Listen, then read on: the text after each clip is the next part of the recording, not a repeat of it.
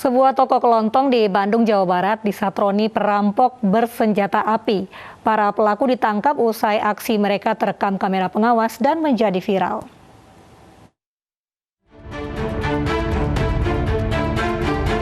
Sambil mengeluarkan senjata api, perampok ini mengancam penjaga sebuah toko kelontong di Desa Lengkong, Kabupaten Bandung, Jawa Barat. Mereka memaksa penjaga toko untuk memberikan sejumlah barang dagangan. Usai beraksi, 3 pelaku pun ditangkap petugas Satreskrim Polresta Bandung. Mereka ditangkap usai aksinya terekam kamera pengawas dan viral di media sosial. Dari tangan mereka, polisi menyita hasil rampokan berupa rokok dan permen senilai Rp800.000 serta jeep yang mereka kendarai. Polisi juga menyita senjata laras panjang dan pendek, peluru, serta alat perakit senjata. Kita menemukan amunisi kurang lebih ada 250 butir berbagai kaliber, dan ini cukup sangat berbahaya ini, betul tidak boleh beredar di tengah-tengah masyarakat. Ini masih kita kembangkan untuk keberadaan amunisi ini, mengingat keterangan dari para pelaku ini masih berubah-ubah. Para tersangka terancam pasal berlapis tentang perampokan dan kepemilikan senjata dengan hukuman penjara minimal 12 tahun. Dari Bandung, Jawa Barat, Saufat Endrawan, iNews melaporkan.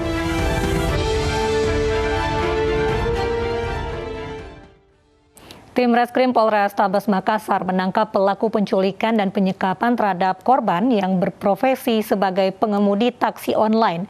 Polisi mengungkap kejadian itu dipicu persoalan asmara.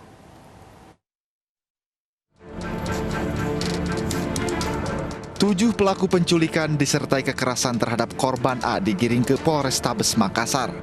Ketujuh pelaku ini diamankan polisi lantaran bekerja sama menculik korban dan dibuang ke daerah Gorontalo.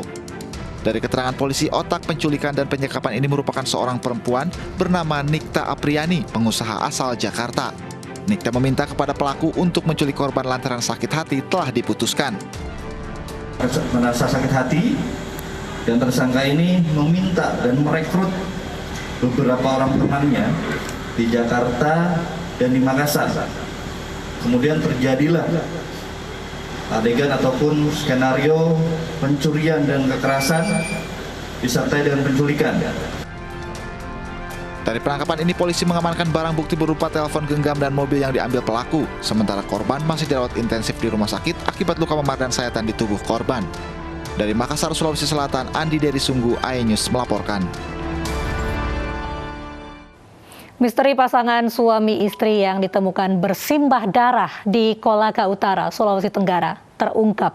Hasil penyelidikan polisi menemukan bahwa otak pembunuhan korban adalah suaminya sendiri.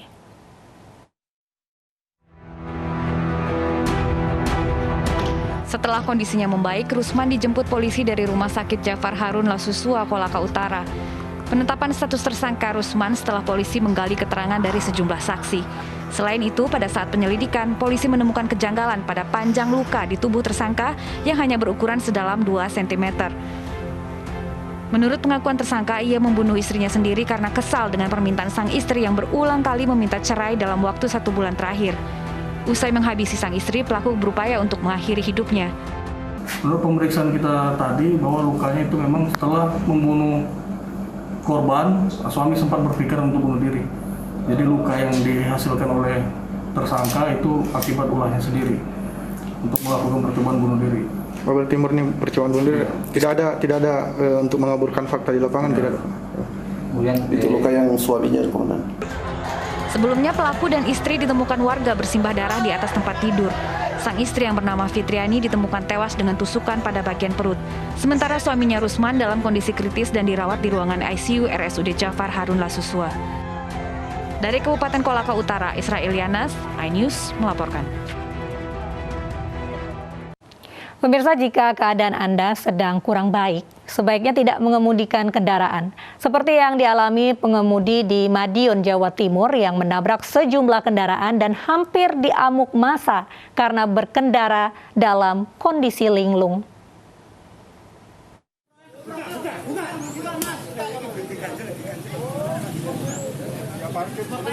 Beginilah reaksi warga yang kesal dengan ulah pengemudi yang berkendara dengan ugal-ugalan dan menabrak sejumlah mobil hingga gerobak sampah.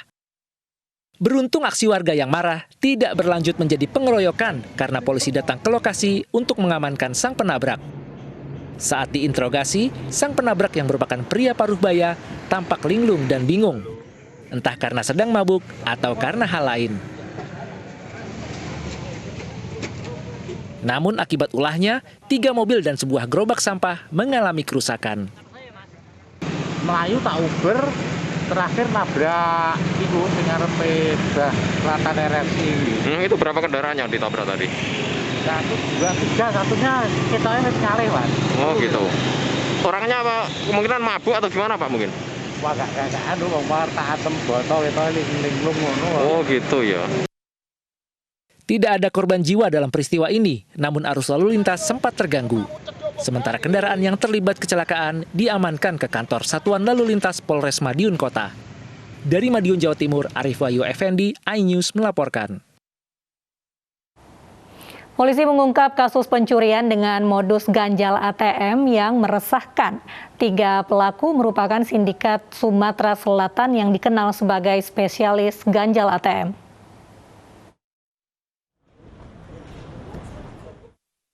Ketiga pelaku ini diamankan usai aksi yang dilakukan dengan modus menjebak dan mengganjal ATM diketahui petugas. Dari pemeriksaan diketahui pelaku merupakan jaringan sindikat Sumatera Selatan yang aksinya telah meresahkan warga. Dalam setiap aksinya pelaku selalu pura-pura menolong korban sambil melihat PIN korban sebelum menguras isi ATM. Sasarannya adalah para masyarakat-masyarakat yang memang mengambil uang di ATM. Biasanya sering saya sampaikan, biasanya di minimarket, juga di pom-pom bensin, ya, yang melihat memang situasi ATM-nya itu agak sedikit nyempil dan sepi. Nah, inilah yang kemudian mereka bereaksi, melancarkan aksinya itu dengan cara mengganjal. Kejadian modus ini dilakukan berulang-ulang hingga terungkap dan ditangkap petugas. Ketiga pelaku kini terancam hukuman penjara 7 tahun. Dari Jakarta, Hasbiollah Zulkifli, iNews melaporkan. Bupati Probolinggo Puput Tantriana Sari bersama suami dan 8 orang lainnya terjaring OTT KPK. Selengkapnya sesaat lagi.